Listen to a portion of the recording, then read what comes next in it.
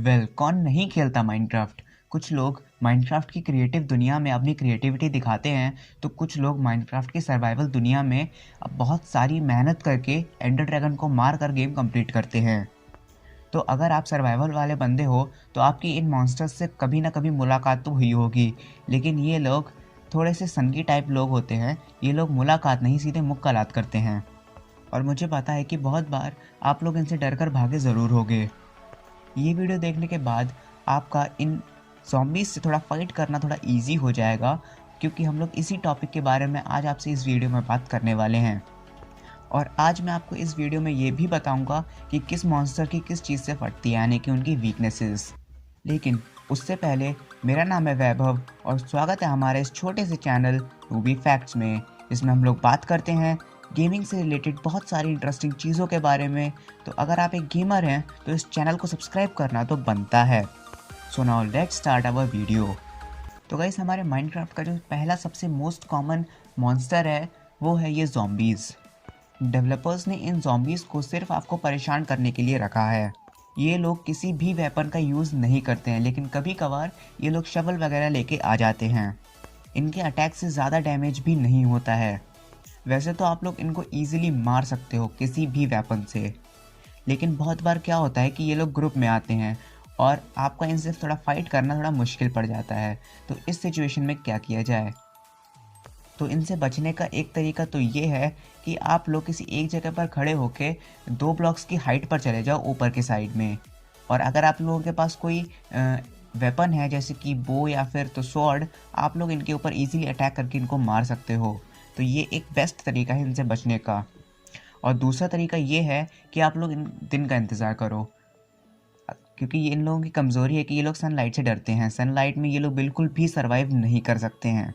तो गाइस, हमारा जो दूसरा मोस्ट कॉमन मॉब है वो है स्केलेटन। डेवलपर्स ने इन स्केलेटन को इसलिए रखा है ताकि अगर हम लोग किसी हाई एल्टीट्यूड पर हैं, या फिर जो मैंने आपको तरीका बताया ज़ॉम्बीज़ से बचने का कि किसी एक जगह पे खड़े होकर ऊपर की साइड चले जाओ, तो ये ट्रिक इनके साथ में बिल्कुल भी काम नहीं करती है। ये ट्रिक ये लोग तुरंत ही फेल कर देते हैं, क्योंकि ये लोग अटैक करने के लिए बो का यूज़ करते हैं, यानी कि धनुष बाण का यूज़ करते हैं। वैसे तो इनका डैमेज भी ज़्यादा नहीं होता है, लेकिन कंपेयरिंग टू ज़ॉम्बीज़ थोड़ा सा ज़्यादा होता है। अगर आप लोगों के पास शील्ड है तो फिर तो आप लोग इनको ईजिली फाइट करके हरा सकते हो। लेकिन कई बार क्या होता है कि ये लोग ग्रुप में अटैक करते हैं, तो आपका इनसे फाइट करना थोड़ा सा मुश्किल पड़ जाता है। तो अब बात आती है कि इनसे बचा कैसे जाए। अगर आपके पास कोई डॉग है तो समझ लो आपका काम बन गया। स्केलेटन सबसे ज़्यादा जिस चीज़ से डरते हैं वो है डॉग। तुम ये समझ लो कि स्केलेटन्स के डॉग से इतनी फटती है जितनी बिल्ली को देख कर चूहे की फटती है। तो अगर आपके पास डॉग नहीं है तो आप लोग इनसे फाइट कैसे कर सकते हो? तो उसमें आपको करना क्या है कि आप लोग कोई भी 3x3 का कोई छोटा सा घर बना लो, टेम्परेरी घर, या फिर तो किसी के घर में घुस जाओ और दिन का होने का इंतज़ार करो।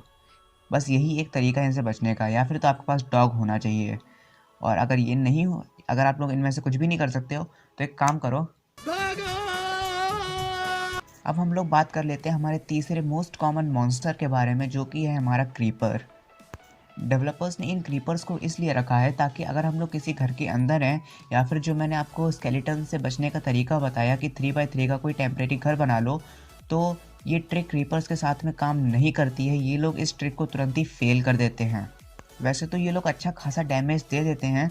अगर आपके पास कोई आर्मर वगैरह नहीं है तो फिर आप लोग इनके डैमेज से मर भी सकते हो। सो बी केयरफुल। और इनसे फाइट करने का सोचना भी मत। हाँ, अगर आपके पास बो वगैरह है तो फिर आप लोग इनसे दूर से फाइट ले सकते हो। तो अब हम लोग बात करते हैं कि इनसे बचा कैसे जाए, इनसे बचने का क्या तरीका है। तो इनसे बचने के 2 तरीके हैं। पहला तरीका तो ये कि जिस तरीके से स्केलेटन्स की डॉग से फटती है उसी तरीके से क्रीपर्स की कैट से फटती है। अगर आपके पास कैट है तो समझ लो आपका काम हो गया, कोई टेंशन की बात ही नहीं है। तो भाई क्रीपर्स के सामने छाती चौड़ी करके चलो, कोई आपसे कुछ नहीं कहने वाला। क्रीपर्स आपका कुछ भी नहीं उखाड़ पाएंगे। और बचने का दूसरा तरीका ये है कि आप लोग ऊपर की साइड में ब्लॉक्स लगाते लगाते चले जाओ, लेकिन याद रहे कि आपकी हाइट जो है वो 7 to 8 ब्लॉक्स की होनी चाहिए। ट्राई करो कि आप लोग ज़्यादा से ज़्यादा हाइट पर हो, ताकि अगर ये लोग ब्लास्ट हों, फटें, तो आपको ज़्यादा डैमेज कुछ ना हो। और हाँ, याद रहे कि आप लोग ऊपर जाने के लिए सैंड और ग्रेवल का यूज़ मत करना। मेरे ख्याल से यही 3 होते हैं सबसे मोस्ट कॉमन मॉब्स। एक चौथा भी शायद होता है जो कि है स्पाइडर, लेकिन वो ज़्यादा कॉमन नहीं होता है।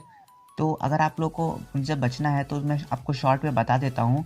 तो आप लोग एक काम करो कि आप लोग अपने आसपास 2-3 टॉर्चेस लगा लो। जैसे ही आप लोग किसी रोशनी वाले एरिया में जाते हो तो ये लोग आपके ऊपर अटैक नहीं करते हैं, जब तक आप इनके ऊपर अटैक नहीं कर देते।